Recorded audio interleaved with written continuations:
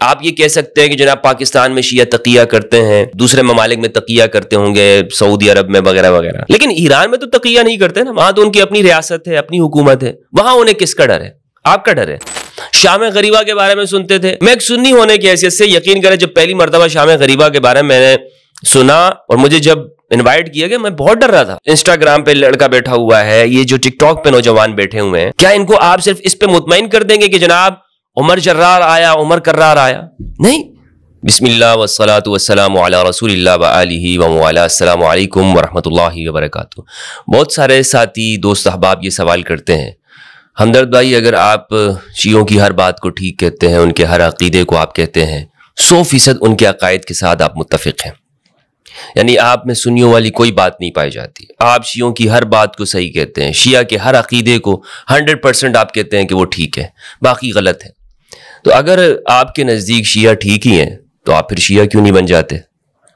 اس کا مطلب یہ ہے کہ آپ خود کو شیعہ نہیں کہتے اور ان کی ہر بات کو ٹھیک کہتے ہیں، تو اس کا مطلب ہے کہ وہ لوگ غلط ہیں، اسی لیے تو آپ سنی ہیں۔ اور اگر آپ ان کی ہر بات کو صحیح کہتے ہیں 100%، تو پھر آپ کا شیعہ نہ ہونے کی وجہ ہمیں سمجھ میں نہیں آتی، اس کی کیا وجہ ہے؟ تو میں یہ چاہتا ہوں کہ اپنے مخلص دوستوں کو میں یہ جواب دے دوں، کیونکہ باقی جو لوگ اعتراض کرتے ہیں وہ تو کرتے رہتے ہیں، اور میرے خیال میں اس سوال کا جواب کئی بار دے چکا ہوں، لیکن چونکہ یہ سوال مجھ سے کچھ مخلصین نے بھی کیا ہے، ان دوست احباب نے بھی کہ جو سنتے بھی ہیں اور میری گفتگو کو سراہتے بھی ہیں، لیکن شاید ان کے دماغ میں یہ بات پیدا ہو گئی ہو، اس لیے میں ان کو کلیئر کرنا چاہتا ہوں۔ پہلی بات تو یہ ہے کہ میں ہمیشہ یہ بات عرض کرتا ہوں کہ ہم کسی کو 100% مطمئن نہیں کر سکتے، اپنی نجی زندگی کے اندر بھی اور اپنی سماجی اور معاشرتی زندگی میں بھی 100% آپ کسی کو قائل نہیں کر سکتے، کسی کو مطمئن اطمینان نہیں دلا سکتے، اور خاص طور پر جب آپ کسی کے بارے میں کوئی کمنٹ کرتے ہوں یا دو نظریات کا کمپیریٹیو اسٹڈی کرتے ہوں، ایسے موقع پر لازمی بات یہ ہے کہ آپ جب گفتگو کر رہے ہوں گے تو کسی ایک بات کو آپ نے درست کہنا ہوگا، آپ اپنا نظریہ پیش کریں گے، تو ایسی صورت میں لوگ آپ سے یہ توقع ضرور رکھتے ہیں کہ بھائی آپ کس سائڈ پر ہیں، لیکن آپ نے وہی بات کرنی ہوتی ہے کہ جس سے آپ کا ضمیر مطمئن ہوتا ہے، جو دلیل کی بات ہوتی ہے، لیکن لوگ توقعات رکھتے ہیں۔ اگر آپ نے یہ کام شروع کر دیا نا کہ لوگوں کو مطمئن کرنے کا، اور آپ دلیل سے ہٹ جائیں اور آپ صرف یہ کہیں کہ نہیں میں نے تو ہر وہ بات کرنی ہے کہ جو لوگوں کو پسند آئے، جس سے لوگ مطمئن ہو، تو یقین جانیں کہ آپ اگر آج کسی شخص کے بارے میں، کسی نظریے کے بارے میں ایک رائے قائم کرتے ہیں، کل کو آپ کی رائے بدل جاتی ہے، تو پھر آپ کو لوگ کیا کہیں گے؟ لوگ آپ کی باتوں پر ہنسیں گے، جناب دیکھو کل تک تو یہ بات کرتا تھا، آج یہ کہہ رہا ہے۔ تو اس لیے شروع سے ہی آپ کا جو مطمع نظر ہے اس کو آپ نے سیٹ کر دینا ہے، اور میں نے اپنے مطمع نظر کو، اپنے مقصد کو بالکل واضح بیان کر چکا ہوں کہ میرے سامنے اللہ اور اس کے رسول کی رضا ہے۔ میں یہ کہتا ہوں واللہ ورسولہ احق ان یرضوہ، اللہ اور اس کا رسول زیادہ حقدار ہے کہ ہم اسے راضی کریں، مخلوق کی رضامندی نہیں کہ لوگ آپ سے خوش ہوتے ہیں، خفا ہوتے ہیں، کمنٹ میں لوگ ماشاءاللہ آپ کو سبحان اللہ کہہ رہے ہوں، سراہ رہے ہوں، نہیں، یہ چیزیں عارضی ہیں۔ اصل حقیقت یہ ہے کہ آپ کی محبت اور آپ کی نفرت وہ کس کے لیے ہے؟ تو اللہ اور اس کے رسول کی رضا اگر سامنے ہے تو پھر انشاءاللہ عز وجل لوگ چاہے مطمئن ہوتے ہو نہ ہوں، لیکن آپ کا ضمیر اندر سے مطمئن ہے کہ آپ جو بات کر رہے ہیں وہ دلیل کی بنیاد پر۔ اور لوگ آج کل اتنے بیوقوف نہیں ہیں کہ اگر میں ایک بات کرتا ہوں تو لوگ ماشاءاللہ صرف اس لیے کہہ رہے ہیں کہ جناب میں ان کی خوشی کی بات کر رہا ہوں، نہیں، میں کئی مرتبہ اپنے عقائد کو کھل کے اظہار کرتا ہوں۔ جیسے میں نے عرض کیا کہ میں نماز وہ اہل سنت طریقے سے پڑھ رہا ہوں، اب یہ میں ڈیسائیڈ کروں گا نا کہ میں نے کیسے پڑھنا ہے۔ یعنی اگر آپ یہ کہتے ہیں کہ میں نے شیعہ فرقے کو اپنانا ہے تو میری مرضی ہے، آپ نے سنیت کو اپنانا ہے آپ کی مرضی ہے، میں نے سنیت پہ چلنا ہے میری مرضی ہے، طریقے کے مطابق دلیل کے ساتھ، یہ نہیں کہ بس میری مرضی ہے تو مرضی ہے۔ تو پہلی بات یہ ہمیشہ ذہن میں یاد رکھیں، اس کو نوٹ کر لیجئے کہ ہم کسی کو 100% مطمئن نہیں کر سکتے۔ اگر کوئی آپ کو یہ کہتا ہے کہ جناب آپ ہمیشہ ہمیشہ اس بات کو ہی کرتے رہیں. مجھے کئی دوستوں نے جب یہ بات کہی کہ آپ نے اس موضوع پہ بات نہیں کرنی ہے, میں نے ان سے کہا شٹ اپ, آپ خاموش ہو جائیں. آپ کا کوئی حق نہیں بنتا کہ آپ مجھے یہ کہیں کہ اس موضوع پہ بات کروں اور اس پہ بات نہ کروں. آپ کون ہوتے ہیں مجھے کہنے والے؟ دوبارہ سے نہیں کہتے. ایک شخص نے مجھے کال کر کے کہا جناب آپ عظیم کام کر رہے ہیں ماشاءاللہ, لیکن اس میں جان کا خطرہ ہے یہ وغیرہ. میں نے اسے کہا کہ آپ شیعان علی میں سے نہیں ہو سکتے, آپ کسی اور کی شیعہ ہیں. آپ کون ہوتے ہیں مجھے یہ کہنے والے کہ میں اس پہ بات کروں اور اس پہ نہ کروں؟ کیا میں آپ سے ڈکٹیشن لیتا ہوں کہ آپ مجھے ان چیزوں کے مشورے دیتے ہیں؟ ہاں, آپ ایک خلوص کے ساتھ مجھے ایک رائے پیش کر سکتے ہیں, لیکن کسی کام کے بارے میں آپ یہ نہیں کہہ سکتے کہ میں یہ کام کروں یہ کام نہ کروں. کون ہوتے ہیں آپ؟ تو یہ بات, یہ جرأت آپ کے اندر تب پیدا ہوتی ہے کہ جب آپ اللہ اور اس کے رسول کی رضا کی خاطر بات کرتے ہیں. ہر حال میں آپ کو حق بات پہنچ گئی, حق معلوم ہو گیا, آپ اس کا پرچار کریں.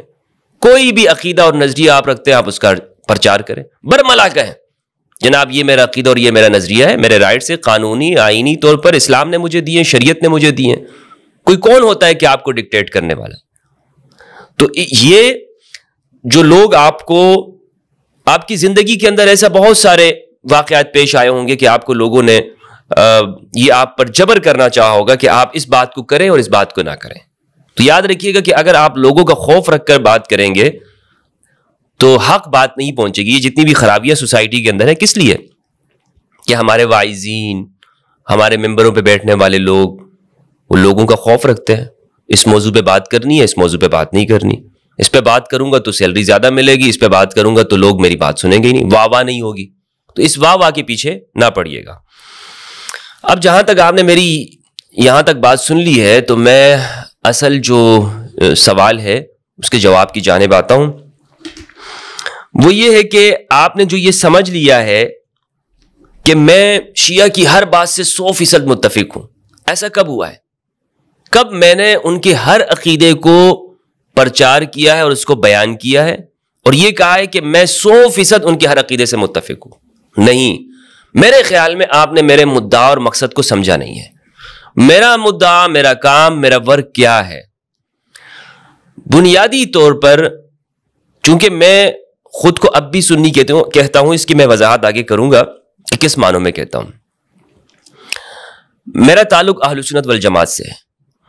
میں اپنی سٹوری بیان کر چکا ہوں, اپنے بارے میں نے بتایا ہے کہ ہم نے جو باتیں سنی ہوئی تھیں شیعوں کے بارے میں, جب میں ان سے ملا, میں نے ان کی کتابوں کو پڑھا, ان کے لوگوں سے ملا تو ان کو غلط پایا. یعنی اپنے وہ مزعومہ عقائد جو میرے دماغ میں بن چکے تھے, اسے جب چوٹ لگی ہے نا, جب وہ ٹوٹے ہیں, کریک ہوئے ہیں, تو اب میرے اوپر تو ایک الگ دنیا, ایک قیامت گزری ہے. شاید آپ اس سے واقف نہ ہوں. تو میں نے چاہا کہ میں اپنے وہ جو تلاطم ہے اسے لوگوں سے آگاہ کر سکوں, لوگوں کو بتا سکوں, کیونکہ ان وجوہات کی بنیاد پر دلوں میں نفرت ڈالی جاتی ہے. لوگ لڑتے ہیں آپس میں, قتل و غارت گری ہوتی ہے, مسلمان سے دور ہوتا ہے, نفرت کی وجوہات بنتی ہیں. تو لہٰذا ان کو میں لوگوں کے سامنے بیان کر رہا ہوں. یہ ہے میرا کام. مثلا میں آپ کو چند مثالیں دے دیتا ہوں تاکہ یہ چیزیں اور واضح ہو جائیں. جب ہم نے یہ سنتے تھے کہ شیعوں کا قرآن الگ ہے, ان کے 40 پارے ہیں, یہ کہتے ہیں کہ قرآن بکری کھا گئی, یہ کہتے ہیں کہ جناب شام غریبہ میں طرح طرح کی حرکتیں کرتے ہیں, اور اس طرح کی باتیں منسوب کی جاتی تھیں. تو میں نے کون سا رستہ اختیار کیا؟ میں نے مناظروں کا رستہ اختیار نہیں کیا, بلکہ میں نے مناظر کو عکس بند کیا. میں نے ویڈیوز بنائی. مثلا یہ کہا جاتا تھا کہ یہ لوگ اس قرآن کو نہیں مانتے, تو میں عراق گیا, ایران گیا, وہاں میں نے دیکھا یہ لوگ یہی قرآن پڑھ رہے ہیں, تو میں نے اس کی ویڈیوز بنائی اور میں نے دکھایا کہ جناب یہاں پر یہ قرآن موجود ہے, اس قرآن کو رکھا ہوا ہے اس مسجد میں, اس امام بارگاہ میں, یہ شیعوں کی ہے, یہ لوگ وہی قرآن پڑھتے ہیں جو ہم پڑھتے ہیں اور اس کا پڑھنا عبادت سمجھتے ہیں. اس طرح کر کے جب میں نے وہ ویڈیوز بنائی, لوگوں نے وہ دیکھا اور لوگوں نے اس کو سراہا. میں نے مناظرے کا طریقہ اختیار نہیں کیا, جناب نہیں فلاں کتاب میں یہ لکھا ہے, تمہاری کتاب میں یہ لکھا ہے, تمہاری یہ ہے, نہیں. اس سے کیا ہوتی؟ اس سے مخاصمت پیدا ہوتی, اس سے جھگڑوں کا رستہ مزید کھلتا, مناظرے. لیکن جب میں نے مناظر دکھائے, جناب یہ دیکھیں یہ قرآن مجید ہے, یہ سعودی عرب ریاض سے چھپا ہوا ہے اور ایران میں رکھا ہوا ہے, یہ بیروت سے چھپا ہوا ہے اور جناب یہ عراق میں پڑھا جا رہا ہے. یہ کویت سے چھپا ہوا ہے اور یہ شیعہ امام بارگاہ میں رکھا ہوا ایسے پڑھ رہے ہیں. اس سے کیا ہوا؟ اس سے ایک تبدیلی پیدا ہوئی. اس سے ہمارے اہل سنت نوجوان جو شعور کے ساتھ چیزوں کو سمجھتے ہیں، جو عقل رکھنے والے ہیں، انہیں یہ چیز بہت اپیل کی. انہیں لگی کہ ہاں یہ بات صحیح ہے، کیونکہ اگر یہ لوگ اس قرآن کو نہ مانتے تو یہ کیوں اسے رکھتے؟ ایران کی مثال آپ لے لیجئے. آپ یہ کہہ سکتے ہیں کہ جناب پاکستان میں شیعہ تقیہ کرتے ہیں، دوسرے ممالک میں تقیہ کرتے ہوں گے، سعودی عرب میں وغیرہ وغیرہ، لیکن ایران میں تو تقیہ نہیں کرتے نا. وہاں تو ان کی اپنی ریاست ہے، اپنی حکومت ہے. وہاں انہیں کس کا ڈر ہے؟ آپ کا ڈر ہے، تکفیریوں کا ڈر ہے. وہاں ان کی اپنی حکومت ہے. وہاں وہ چاہیں تو اپنا وہ قرآن منظر عام پہ لے آئے جس کے بارے میں آپ لوگ دعویٰ کرتے ہو کہ وہ اس قرآن کو نہیں مانتے، ان کا کوئی اور قرآن ہے. وہاں لے آئے، لیکن وہاں نہیں لا رہے. کیوں نہیں لا رہے؟ شام میں ان کی اپنی حکومت ہے، بیروت میں ان کی اپنی حکومت ہے، لبنان کے اندر اگرچہ مشترکہ ہے. وہاں کیوں نہیں لا رہے؟ جہاں پہ اکثریت ہے وہاں پر وہ کہاں پر ہے بھائی؟ اگر وہ اس قرآن کو نہ مانتے تو کیوں اس قرآن کے پڑھنے کو عبادت سمجھتے؟ تو جو عقیدہ ہم نے پڑھا ہوا تھا کہ تحریف قرآن کا یہ لوگ اس کے قائل ہیں، وہ سب چکنا چور ہو گیا اور لوگوں کو میں نے اس کے مناظر دکھائے. یہ ہے میرا کام. شام غریبہ کے بارے میں سنتے تھے. میں ایک سنی ہونے کی حیثیت سے یقین کریں، جب پہلی مرتبہ شام غریبہ کے بارے میں نے سنا اور مجھے جب انوائٹ کیا گیا، میں بہت ڈر رہا تھا. یار پتہ نہیں کیا ہوگا اندر، خدا جانے ہم نے تو کیا سے کیا کہانیاں سنی ہوئی ہیں، بتی بجھا دیتے ہیں، یہ کرتے ہیں وغیرہ. تو ڈر لگ رہا تھا. اور میں جن علماء کے ساتھ گیا تھا، یقین جانے مجھے خوف محسوس ہو رہا تھا اس چیز کا. لیکن جب میں وہاں بیٹھا ہوں، میں نے دیکھا کہ وہ لوگ رو رہے ہیں. وہ لوگ غم حسین کے اندر اپنے آپ کو، ان کو اپنا ہوش نہیں ہے، اپنے سر کو پیٹ رہے ہیں، اپنے سینے کو پیٹ رہے ہیں. یہ صحیح ہے یا غلط ہے، یہ ایک الگ بحث ہے. میں یہ بات نہیں کر رہا ہوں کہ صحیح کر رہے ہیں غلط کر رہے ہیں، ماتم صحیح کر رہے ہیں یا نہیں، یہ چیز پہ بحث ہی نہیں ہے. بات یہ ہے کہ جو ہمیں جھوٹ بتایا گیا وہ سامنے آ گیا نا بھائی، کہ نہیں یہ لوگ ایسے نہیں ہیں، وہاں پر ایسی کوئی حرکت نہیں ہوتی، خواتین الگ جگہ پہ ہوتی ہیں، مرد الگ جگہ پہ ہوتے ہیں. وہ لوگ ذکر اہل البیت کر رہے ہوتے ہیں اور اسی کے اندر اس غم میں، یعنی غریبہ کا مطلب یہ ہے کہ شام غریبہ کہ جو غربت کے عالم اہل البیت پہ گزرے، اس کا ایک اپنے اوپر وہ طاری کرتے ہیں مصائب پڑھ کر. شہادت کے آخری لمحات جو تھے ان کو بیان کر کے، جو اہل البیت کی خواتین کے اوپر، ان کے مستورات کے اوپر جو کچھ گزرا ہے، انہیں جس طرح قیدی بنایا گیا، جو مظالم ان کے اوپر ہوئے ہیں، جو بچوں کے اوپر ہوئے ہیں، اس کو بیان کر کے روتے ہیں. یہی بات ہوتی ہے اور کچھ نہیں ہوتی. تو اس کو اگر میں نے ان چیزوں کو ایکسپوز کیا ہے اور آپ کو ایکسپلور کیا ہے، تو اگر اسے آپ سمجھتے ہیں کہ میں ان کی باتوں سے 100% متفق ہو گیا ہوں، تو ایسا نہیں ہے. باقی میرے اپنے نظریات ہیں، میں اسٹڈی کرتا ہوں، گفتگو کرتا ہوں. متع کے مسئلے کو لے لیجئے. متع کے اوپر اتنا شور واویلا مچایا ہوا، کھولا تو بھائی بخاری مسلم کے اوپر اندر لکھا ہوا ہے، عبداللہ ابن عباس کا موقف لکھا ہوا ہے. تو کیا یہ شیعہ لوگ تھے؟ یہ شیعوں نے بخاری مسلم کے اندر یہ چیزیں ڈال دی ہیں. عبداللہ ابن زبیر اور عبداللہ ابن عباس کا آپس میں اختلاف موجود نہیں ہے. جابر بن عبداللہ کیا کہتے ہیں؟ یہ صحابہ کون ہیں؟ اور اسماء بنت ابی بکر کون ہیں؟ حضرت زبیر کی گھر والی ہیں. کون ہیں یہ؟ عبداللہ ابن زبیر کو کیوں عبداللہ ابن عباس کہا کرتے تھے؟ تو یہ وہ باتیں ہیں میرے بھائیوں کہ جو ہمیں غلط بتائی گئی اور اس کو میں نے آشکارا کیا، یہی کام کیا ہے. تو اسے اگر آپ شیعت سمجھتے ہیں، حالانکہ شیعت اس چیز کا نام نہیں ہے، شیعہ اور سنی کا جو مفہوم آپ نے دماغوں میں بٹھایا ہے نا فرقہ وارانہ طور پر، اور میں اس چیز سے بھاگتا ہوں. یعنی اگر آپ مجھے کہیں گے کہ جناب سنی، تو میں آپ کو صرف سنی ہونے کے اعتبار سے میں کہوں گا کہ آپ کس معنوں میں اس کو بول رہے ہیں.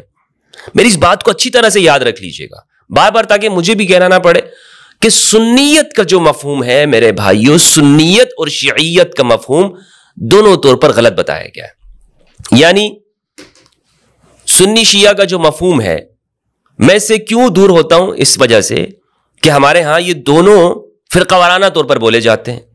یعنی سنی سے مراد وہ ہے کہ جو شیعہ نہیں ہوتا، اور پھر سنیوں میں اپنی تقسیم ہے، دیوبندی بریلوی، دونوں ایک دوسرے کو مسلمان نہیں سمجھتے، دونوں ایک دوسرے پر بدعت اور گستاخ نبی ہونے کے فتوے لگائے ہوئے ہیں. تو اگر سنیت کا مفہوم ایک ہوتا اور یہ متحد ہوتے تو کیا یہ فرقے ہوتے؟ پھر شیعیت کا جو مفہوم ہے وہ یہ بنایا گیا کہ جناب جو ایک مخصوص طرح کا حلیہ لباس وہ اپنائے، گیٹ اپ اپنائے، مخصوص کلچر کو اپناتا ہے، وہ شیعہ ہوتا ہے. اس معنوں میں شیعہ نہیں ہوں. جس معنوں میں فرقہ وارانہ طور پر استعمال ہوتی ہے سنیت، اس معنی میں بھی نہیں ہوں. تو اس کا اصل معنی کیا ہے؟ یعنی سنت کا جو مفہوم ہے وہ یہ ہے کہ رسول اللہ کی سنت پہ چلنا. اگر آپ اس معنوں میں استعمال کرتے ہیں سنیت کو تو مرحبا، اہلاً و سہلاً، میں سنی ہوں، بلکہ دنیا کا ہر مسلمان سنی ہے، اور شیعہ بھی اس سنیت سے انکار نہیں کرتے. رسول اللہ کی سنت، علی کی سنت، اہل البیت کی سنت علیہم السلام، اس معنوں میں شیعہ انکار نہیں کرتے. تو بھائی اگر آپ اس معنی میں استعمال کرتے کہ سنیت وہ ہوتی ہے اور سنی وہ ہوتا ہے کہ جو رسول اللہ کی سنت پہ چلتا ہے، تو واللہ باللہ شیعہ خود کو بھی آج کہہ رہے ہوتے ہیں ہائی اہل السنت والجماعت. لیکن چونکہ آپ اس معنوں میں استعمال نہیں کرتے، آپ وہ عقائد جو بنے ہوئے ہیں، مثلا جو سنی عقائد ہیں، کیا ان پر قرآن و سنت کی کوئی دلیل موجود ہے؟ خود عقیدے کا لفظ، کیا اس پہ قرآن و سنت موجود ہے؟ نہیں ہے. تو جو یہ عقائد بنائے ہوئے ہیں یہ اس لیے ہے کہ فرق کرنے کے لیے معتزلہ سے، روافض سے، قدریہ سے، جہمیہ سے، عباضیہ سے فرق کرنے کے لیے کہ جناب ہم یہ لوگ ہیں اہل السنت والجماعہ ماشاءاللہ. یہ اس معنوں میں استعمال نہیں کرتے کہ سنت سے مراد وہ ہے کہ جو رسول کی سنت پہ چلنے والا ہو.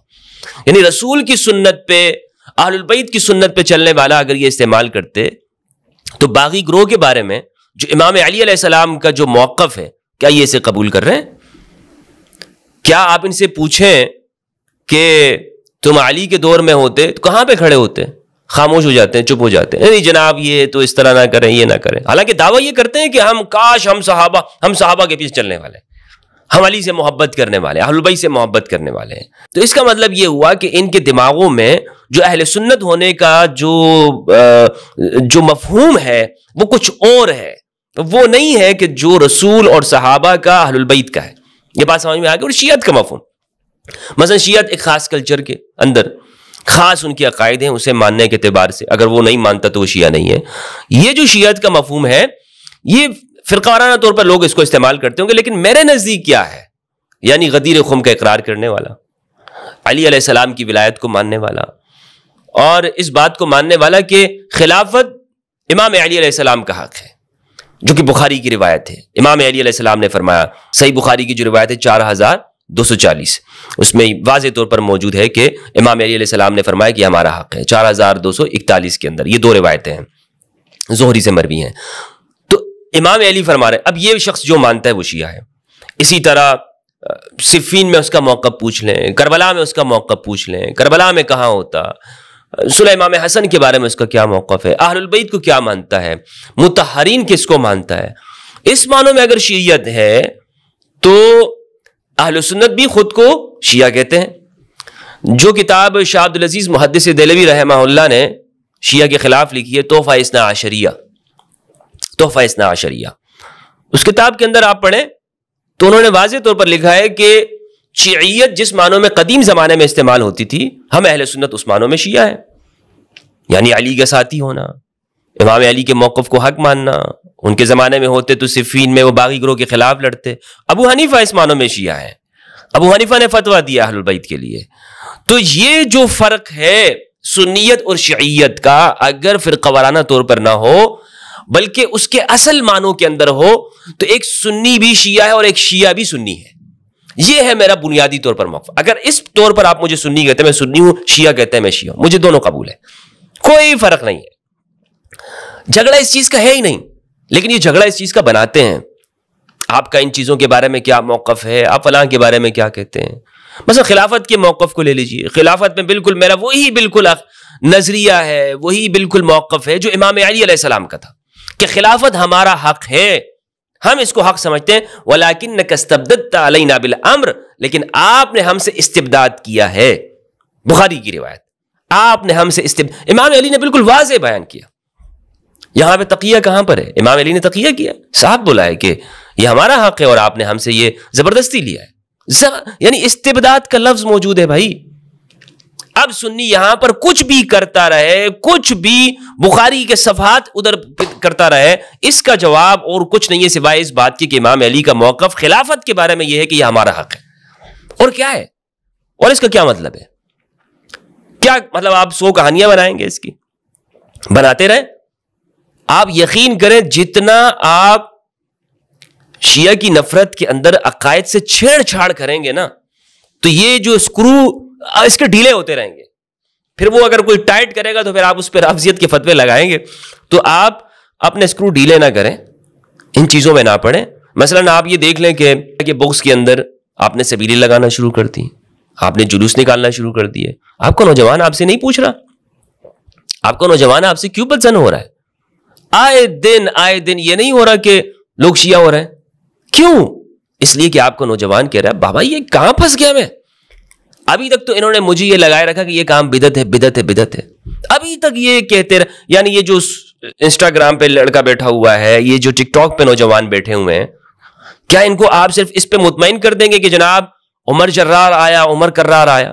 نہیں مطمئن کر سکتے. یعنی کرار صرف صحابہ میں علی علیہ السلام ہے, وہ ایک جگہ پہ رہے.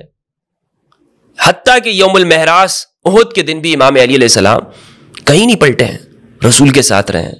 یہ علی کی خصوصیت ہے. اگر آپ اٹھا کے کسی اور کو دیں گے, نوجوان آپ سے پوچھے گا خدا کے بندو, وہ آپ سے کہے گا. آپ اس لیے آپ اپنی اگر فرقہ وارانہ سنیت کو بچائیں گے, آپ کا فرقہ ڈوبے گا, آپ کا نوجوان آپ سے نکلے گا. درست یہ ہے کہ جو بخاری مسلم میں لکھا ہوا ہے, جو ہماری اہل سنت والجماعت کی اصح کتابوں میں لکھا ہوا ہے, اس کو مان لیں اسے.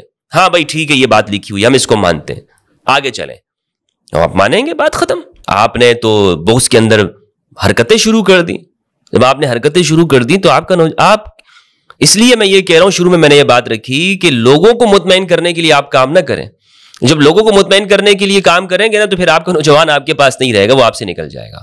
تو میں امید کرتا ہوں کہ میری اس گفتگو سے جو آپ کا سوال ہے, میں مخلص دوستوں سے کہنا چاہتا ہوں انشاءاللہ عز و جل وہ حل ہوا ہوگا. اور اس حوالے سے اگر پھر بھی کوئی تشنیگی باقی بچتی ہے تو آپ مجھ سے سوال کر سکتے ہیں اور پوچھ سکتے ہیں. اللہ سبحانہ و تعالیٰ سے دعا ہے کہ پروردگار ہم سب کو قرآن مجید میں تدبر کرنے اور اہل بیت کی معرفت عطا فرمائے.